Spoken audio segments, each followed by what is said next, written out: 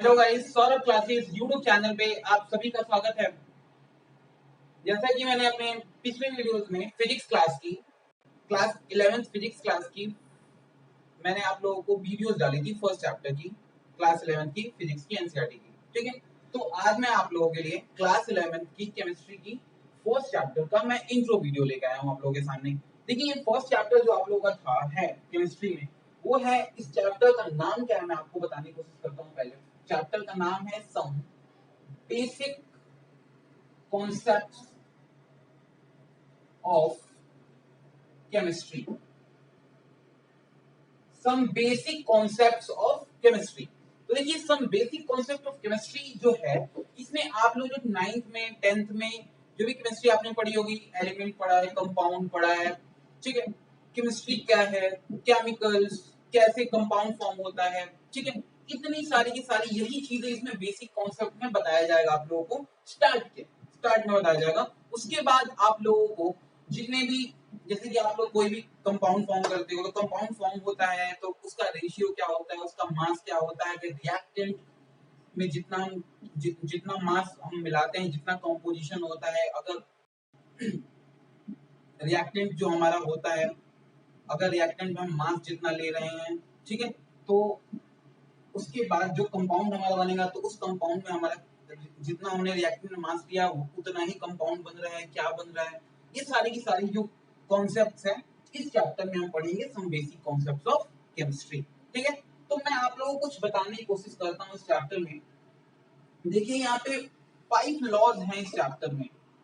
5 laws हैं, जिस law के सहायता से अगर आप लोग जान सकते हैं कि कोई भी कंपाउंड फॉर्म होता है तो उसका रेशियो, उसका कॉम्पोजिशन किस प्रकार से रिएक्टेंट से प्रोडक्ट की तरफ अग्रसित होता है।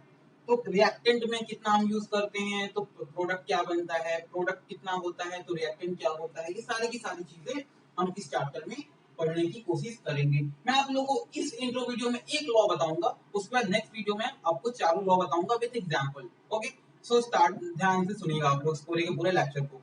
अगर आप लोग इस पूरे लेक्चर को अच्छे से सुनोगे तो आप लोग समझ में आ जाएगी some basic concept of chemistry क्या है, किस प्रकार से इस टाइप के चैप्टर को, आपका फर्स्ट चैप्टर है, जो आपका फर्स्ट चैप्टर है, कैसे आप केमिस्ट्री को स्टार्ट करोगे पढ़ना। ठीक है, सो स्टार्ट करते हैं इस चैप्टर को। देखिए, पहली बात जो मैंने आपको 5 लॉज बताए हैं, तो इसमें बात क्या है कि जो आपको पहला जो लॉ है, आप लोगों ने हमेशा पढ़ा होगा, इसको बोलते हैं law of conservation. Law of conservation of mass. Law of conservation of mass. तो देखिए, लॉ ऑफ कंजर्वेशन ऑफ मास जो है आपका, देखिए आप लोगों ने सुना होगा कंजर्वेशन, जहां पे भी आता है आप लोगों के लिए बहुत ही आसान हो जाता है कंजर्वेशन के बारे में जानना। आप लोगों ने सुना होगा कंजर्वेशन का मतलब संरक्षण होता है ना। और जैसे भी हम conservation of mass, conservation of energy कुछ भी पढ़ते हैं, तो आप लोगों के दिमाग में एक चीज आता है कि अगर मास है तो मास can neither be created nor be destroyed, है ना। तो ये बात है कि हम ना मास को बना सकते हैं ना बिगाड़ सकते हैं, बस एक फॉर्म से दूसरे फॉर्म में चेंज कर सकते हैं। That is called conservation of mass. तो देखिए, कंजर्वेशन ऑफ केमिस्ट्री में कैसे यूज होता है आप लोगों को बताने की कोशिश करता हूँ, आप लोग देखिएगा। देखिए, यहाँ पे सपोज दैट मैं आपको एक एग्जांपल लेता हूँ। मैं पहले रिएक्टेंट लेता हूँ। देखिए, पहले आपको पता है कि कोई भी कंपाउंड बनता है तो रिएक्टेंट, दो या दो से ज्यादा रिएक्टेंट जब मिलते हैं तो क्या बनता है, कंपाउंड बनता है। ठीक है, तो एक चीज देखिए, यहाँ पे रिएक्टेंट, रिएक्टेंट, उसके बाद हम इसको क्या बोलते हैं, प्रोडक्ट बोलते हैं, है ना, प्रोडक्ट। तो देखिए, रिएक्टेंट हम लेते हैं, पहली बात आप देख लीजिए, रिएक्टेंट मान लीजिए हमने लिया H2 और O2, हाइड्रोजन लिया और ऑक्सीजन लिया, ये बनाया, मान लीजिए वाटर बनाया। ये हाइड्रोजन पेरोक्साइड भी बना सकता है, बट मैं यहाँ पे वाटर बनाने की कोशिश कर रहा हूँ। पहली बात आप लोग ध्यान दीजिएगा कि मान लीजिए यहाँ पे हाइड्रोजन, ऑक्सीजन और बनाया क्या है, ये वाटर। तो पहली बात हम इस कंपाउंड को, सॉरी, इस इक्वेशन को क्या करेंगे, पहली बात हम क्या करेंगे, इस इक्वेशन को पहले हम बैलेंस करेंगे। तो बैलेंस करने के लिए देखिए, यहाँ पे 2 हाइड्रोजन है, यहाँ पे 2 हाइड्रोजन है, यहाँ पे 2 ऑक्सीजन है, यहाँ पे 1 ऑक्सीजन है, तो हमें मल्टीप्लाई करना पड़ेगा 2 से।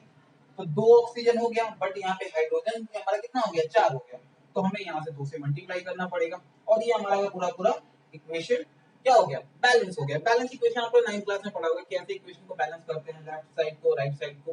तो देखिए अब कंपोजिशन क्या है इसकी, आप लोगों को पता है एटॉमिक मास, आपको पता होगा एटॉमिक मास, है ना।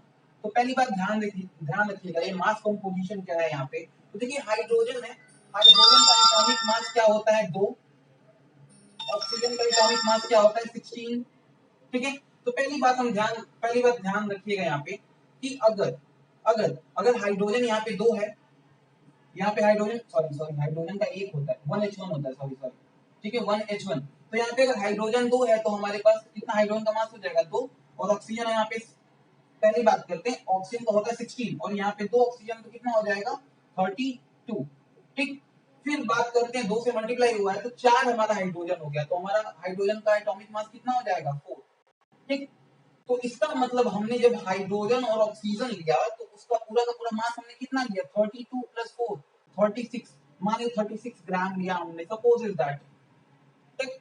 तो अभी बात है यहाँ पे जब हाइड्रोजन अब 2s2 की बात करते हैं, ऑक्सीजन का यहाँ पे कितना हो जाएगा 2 ऑक्सीजन है, ध्यान रखिएगा, तो 16 इंटू 2 कितना हो जाएगा 32, ऑक्सीजन यहाँ पे हाइड्रोजन 4 तो कितना हो जाएगा 4, तो 32 प्लस 4 कितना हो जाएगा 36। देखिए यहाँ पे भी 36 और यहाँ पे भी 36।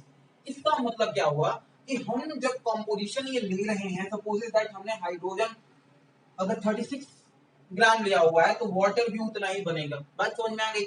उतना ही हाइड्रोजन का भी कॉम्पोजिशन होगा और ऑक्सीजन का भी कॉम्पोजिशन होगा। इतनी बात आप लोगों को समझ में आ गई है ना।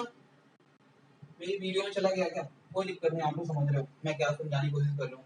तो ये बात आप लोगों को समझ में आ गई होगी मेरे हिसाब से, कितना आसान सा चीज है और कितनी आसान सी टॉपिक है, जिसकी वजह से आप लोग इस चीज को समझ सकते हो, ठीक है। तो आगे बढ़ते हैं, इसको देखते हैं। अब एक बात बताइए आप लोग, हमने क्या पढ़ा है कि law of composition, law of conservation of मास।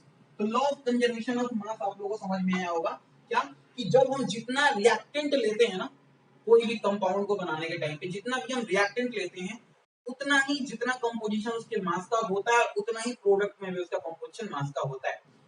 यह जो रूल है, यह जो लॉ है सॉरी रूल नहीं है, जो लॉ है यह बहुत पुराना रूल है, ठीक है।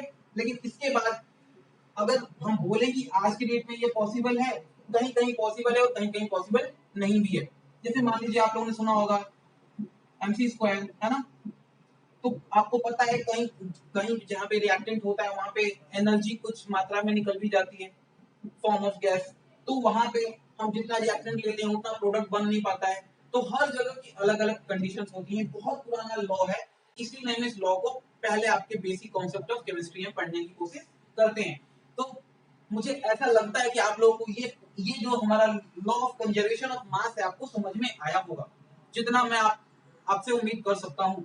बहुत ही आसान सा कंजर्वेशन ऑफ मास है, मैं आपको इससे न्यूमेरिकल भी कराऊंगा, नेक्स्ट जो वीडियो बनाऊंगा उसमें मैं आपको चारों लॉज बताऊंगा विद डेफिनेशन, और आप लोग अपने नोट्स बनाना स्टार्ट कर सकते हैं वीडियोस को देखने के साथ ही साथ, ठीक है।